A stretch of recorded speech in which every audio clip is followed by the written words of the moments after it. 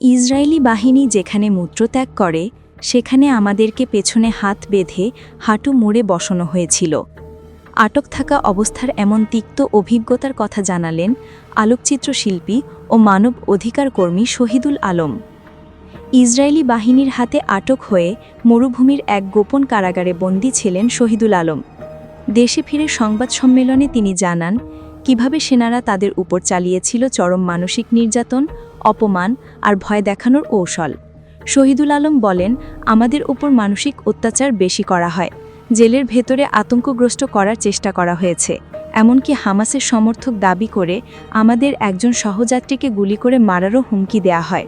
তিনি জানান, বন্দী অবস্থায় সামান্য কথাবার্তাতেও সহযাত্রীদের ওপর চালানো হয় নিপীড়ন।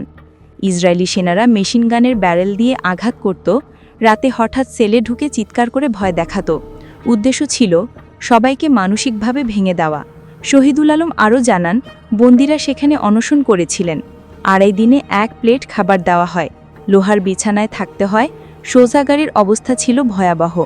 এ সময় একজন সাংবাদিক পরবর্তী পরিকল্পনা জানতে চাইলে শহীদুল আলম বলেন, অসাধারণ কিছু ব্যক্তি একসঙ্গে হওয়ার কারণে আমরা সিদ্ধান্ত নিয়েছি যে আমরা এখন আন্তর্জাতিকভাবে একটা নেটওয়ার্ক দাঁড় করাবো।